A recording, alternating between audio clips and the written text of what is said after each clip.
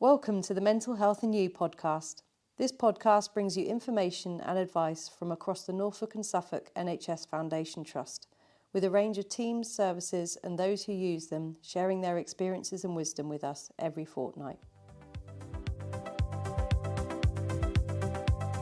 Hey guys, we are NSFT Participate and this is our podcast on self-esteem and belonging. So I just wanted to start off by asking what does self-esteem mean to you? For me personally, believing in yourself and being able to deal with knocks, whatever it may be. I know that kind of is resilience as well, but I would argue that the two go hand in hand, and Yep, it's all about absolutely. maintaining relationships. I completely agree. And I think it's also sort of how you're feeling within yourself. And I suppose that self-esteem can change. And sometimes you can have a really positive self-esteem and think sort of really well about yourself. And other times that can change. And I guess that's where the problems arise. But linking that to belonging is if you've got somewhere where you feel a sense of belonging, I think it really positively impact your self-esteem. I don't know if anybody else feels the same, but it's definitely for me. Definitely, I agree.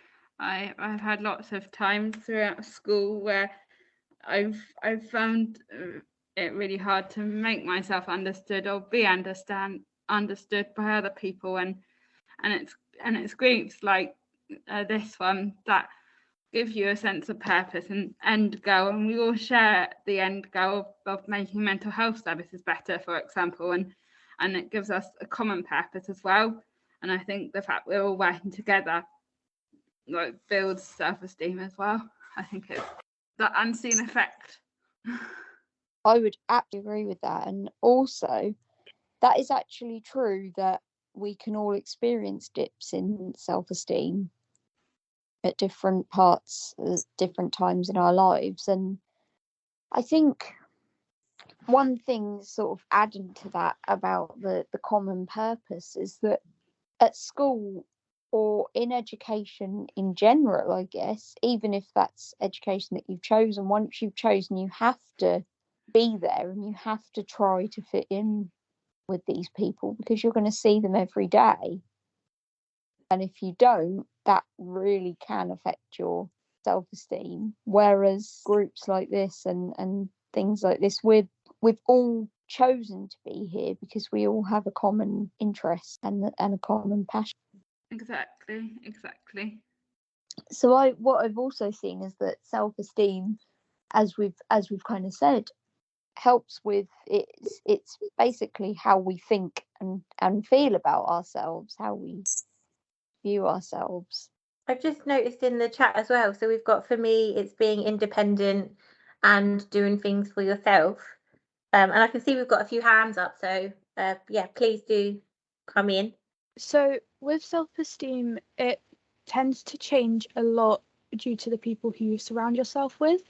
I've noticed that now I surround myself with people that actually support me and care about me. It's gotten a bit higher than it used to be when I was around people that wanted nothing to do with me. Absolutely relate to that 100%. Yeah, I would agree with that. I was also going to say about self-esteem and self-worth kind of go hand in hand. And I think if you have sort of low self-esteem, you also have low self-worth as well, and you feel sort of, I don't know, it's feeling it's about yourself and how others perceive you, which can be sometimes quite difficult. I know, because I know that for a couple of years I was in a situation where I surrounded myself with, or was in a situation with someone who I thought, wow, this person really gets me and really enjoys, is really good company. We really share the same values. But then I realised that we didn't, and this person was actually taking the opportunity. I was taking advantage and being quite patronising, and now I don't have anything to do with that person and have actually have the confidence to say, if I saw you, I'm not even sure I'd say hello now. I don't think I would. And that's really helped. Definitely. I was just going to add to that and say that the people that you're around can, like, if they really understand what your needs are, they know what to do to keep your positive self-worth up. But then, like, I think it's really important to know what helps you as well, so like self-care. Oh yeah, so taking that time to take a break and to reflect, especially if you've had and to have go on and to have the confidence to stand up and actually say, I don't care how uncool or how this is, I need to do this. Exactly. Yeah, you got it in one. When you feel like you're around people you can say that to, then that really boosts your self-esteem. But I think that comes with time, and I think it's built gradually, and you have to be patient with yourself. You mustn't beat yourself up if it doesn't come straight away, because it's about relationship building. Absolutely, it's about finding those special people. And special things as well. I think as well, self-esteem can be impacted by so many situations, and like some people have said in the chat, and I completely agree, that with school, I think impact your self-esteem so much, because you're always comparing yourself to other people and the grades they're getting, and maybe the universities that they're going to, and it's really hard to accept that actually not everyone is as intelligent, and that can obviously really impact your self-esteem, because you might feel like, well, you're not as good as somebody in school, whereas actually you are, and they just have different strengths and different weaknesses, but that can be really hard to get your head around, I think. Yeah, and it's not even necessarily that you're less intelligent. It can simply be that you are less academic and perhaps more sporty or more creative. Yeah, definitely. Those areas you blossom in a way that someone who is extremely academic might not necessarily blossom. Yeah, I completely agree, and I guess that sort of focus on academic ability in schools it can obviously be a positive thing, but it can also have a negative impact on people's self-esteem, because you can be, like you said, you can be so talented in other areas that schools don't necessarily consider. I think that it's helpful to sort of, No, you go.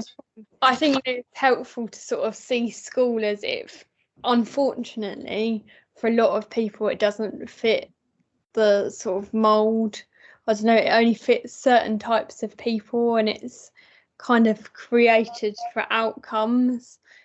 That makes it never heard for young people to kind of fit into this shape of what you're supposed to be and where you're supposed to go as an adult as well. It's really daunting. Because we had that. I completely agree. Sorry, we had that at sixth form.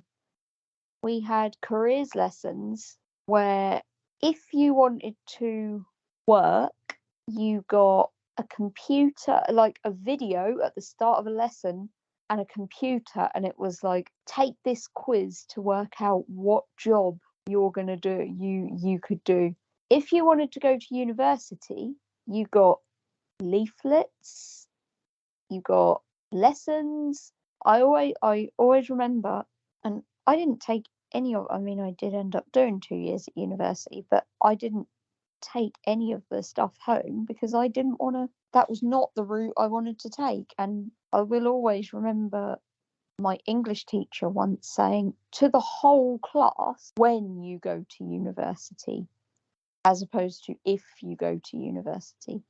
Yeah, I can completely agree on that. Like with me, I want to go to university, but I think it's such a young age to decide what you want to do. And if you don't want to go to university, then you can feel sort of worthless because the school is so for university, and it kind of makes you feel like that's the only way you're going to achieve. And going back to the careers thing you mentioned, when I did that careers quiz, I got told that I should be a lollipop lady, which is just silly. But it really had an impact on my self-esteem, because I was like, is that really what I should do? It seems like such not obviously not a pointless job, but I want to do mental health nursing, and it kind of made me feel like I wouldn't be able to do that because of this quiz. So I think school just in general can have a humongous impact on self-esteem. Yeah, I would agree. Oh, sorry. I would agree, and I would actually also say that it starts as early as primary school, and particularly with the pandemic, the impact of the pandemic, where so much more is done through education, is done through educational online game platforms that have leaderboards, and you've got people logging on and seeing, oh my goodness, this person is top of the class. And it's like, well, if I'm not, then I'm garbage. Well, you're not garbage. I absolutely agree. Going back to the whole school thing about what you should do as a job, I remember everyone was saying, oh, they wanted to be like singers and stuff, and then other people would put them down. And as much as I know that being a singer nowadays is really, it's very difficult to get there, just putting people's self-esteem down and thinking that they're not good enough it's not a good thing to do for children, and especially when they're starting to grow up, it will mold their brain into a way that you won't be able to unmold it. Can I just sorry if I'm interrupting anyone, just wanted to say, in regards to what was said about school putting a lot of pressure on the students to go to university, it's almost as though we're made to feel like statistics, that we're the statistics and all we are is just data on the school's record. And that has definitely affected my self-esteem, because I mean A-levels in general has really affected my mental health, and I was made to feel like I had to go straight from A-levels to university, and that was just what you had to do regardless of how you are, and that didn't make me feel great.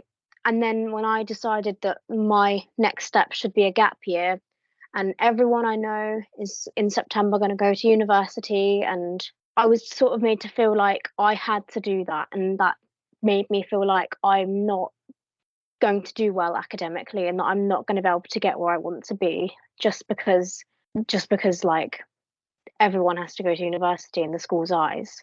And I'm sure the other person in this podcast who goes to the same sixth form as me will agree that our school are very, very pushy when it comes to UCAS and applying to university.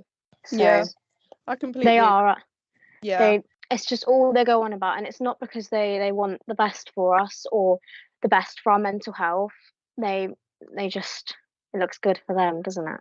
And I guess that's sort of where that sense of belonging comes in, because if you're not one of those people that want to go to university, you feel like an outsider, and like you don't have that sort of self-worth, and obviously that impacts your self-esteem. But it's almost like you can't talk to teachers about your future, because they're expecting everyone to go to uni, and it's like you're a disappointment if you don't. But yeah, uni isn't for everyone at all, and I guess that's the same for everything. Not everyone's gonna want the same thing. So that's and I find it even harder because I know I want to go to university. I need that extra little bit of time just for my own mental health and where I'm at. Like I just need that little bit, that extra year just to get there.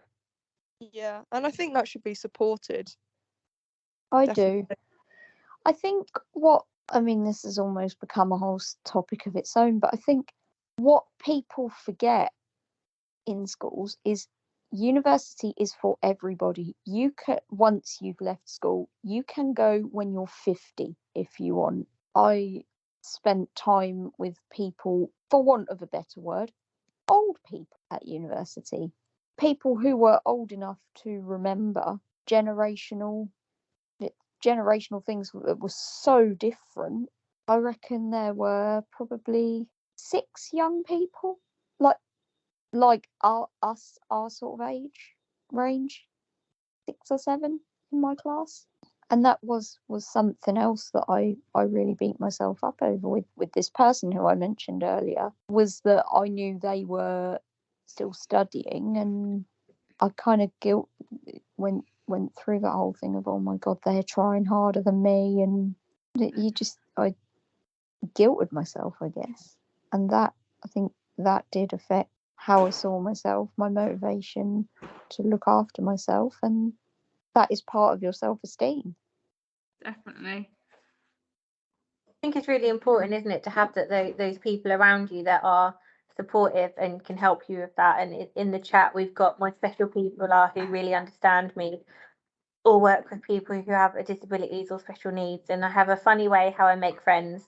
They need to have a knowledge of disability or have a special needs, or like me, just how I am. I love being part of a community or a group of people who have a knowledge or interest of the same topics like me. And that's really a good point, and that can definitely help, can't it, to help raise our kind of self-esteem, and also help to celebrate what our strengths are as well. I think for me, a lot of the time I focus on the things that I can't do as well as I'd like to, as opposed to the things that I can do. And that has a big impact on my self-esteem. Yep. Massively.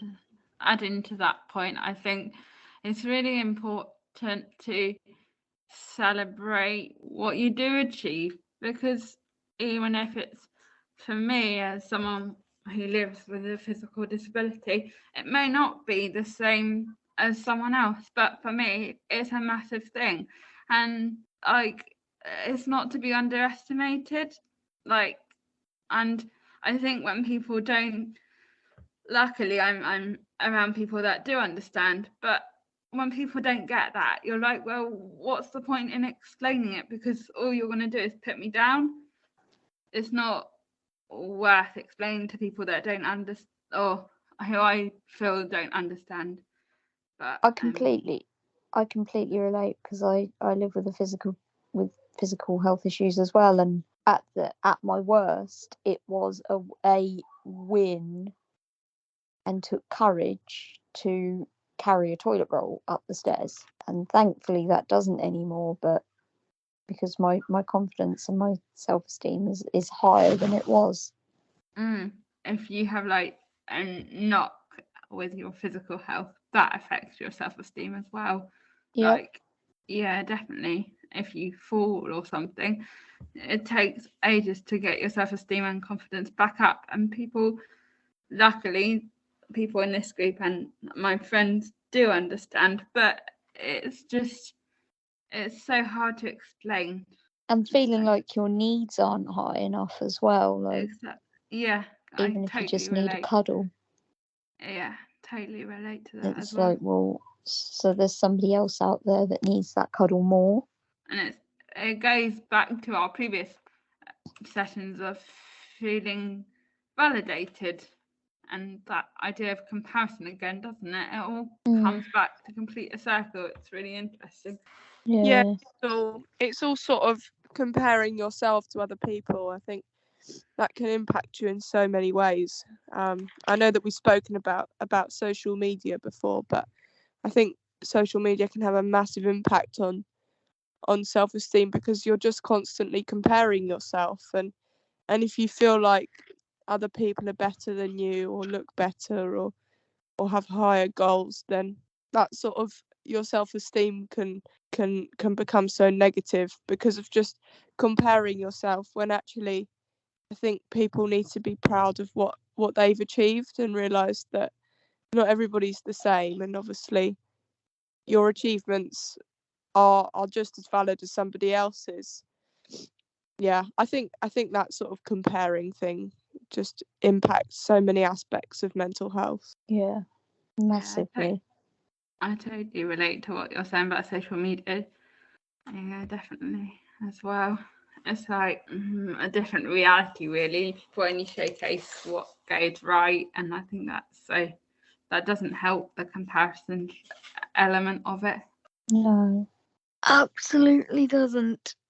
Another thing is that when you're really little, and because how society has perceived diet culture and stuff, you actually learn from your parents a lot of like low self-esteem, and you lose confidence in yourself, your imagination and your body. And I think that's something that people really need to work on, is to when you have kids, to be really careful what you say and do around them, because it can really affect them for when they grow up. That's an interesting point, actually, because like we are very much shown, like, there's an article that I read years ago, and the title is, it says, "Why does CBeebies hate stay-at-home mums?" Because that is very much about the idea that it's been ingrained in children's TV over the years, that the children are taken away, taken almost to be looked after in nurseries, care settings, or dressed or by their nans or whatever. And you see them, that they've been in the show, even though it's not real, that they've been left with these people at nursery or with family members. And what message does that ingrain, other than that maybe we should be great, that the child should be grateful, and B, that it's if they don't conform to that, that's wrong. Adding to that point, it's the same with like the way that parents dress their children, because then it becomes the norm, and people should just be able to choose the clothes and wear what gives them most confidence. That's the most important thing, and there shouldn't be societal expectations, if you like, but there is on parents straight away, even after the baby's born. It's like, really, if you think about it, it's actually quite shocking.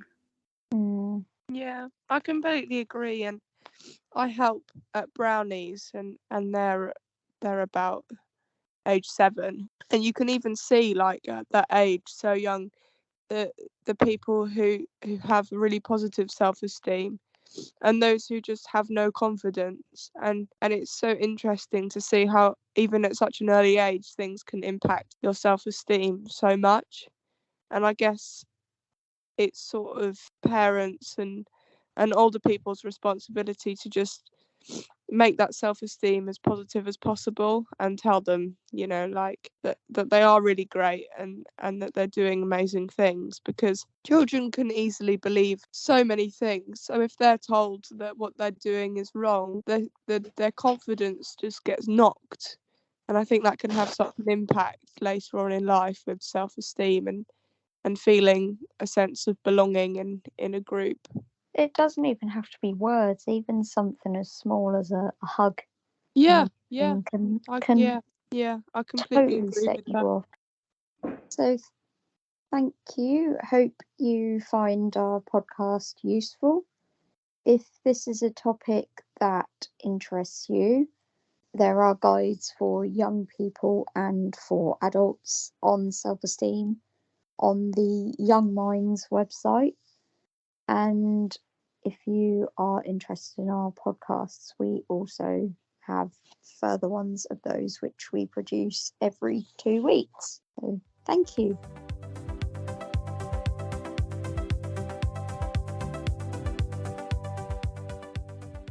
Thanks for listening. Please subscribe to make sure you don't miss a future episode. Let us know what you thought of this episode by reaching out on social media. If you haven't already, listen back to previous episodes to hear some of the best mental health advice for you.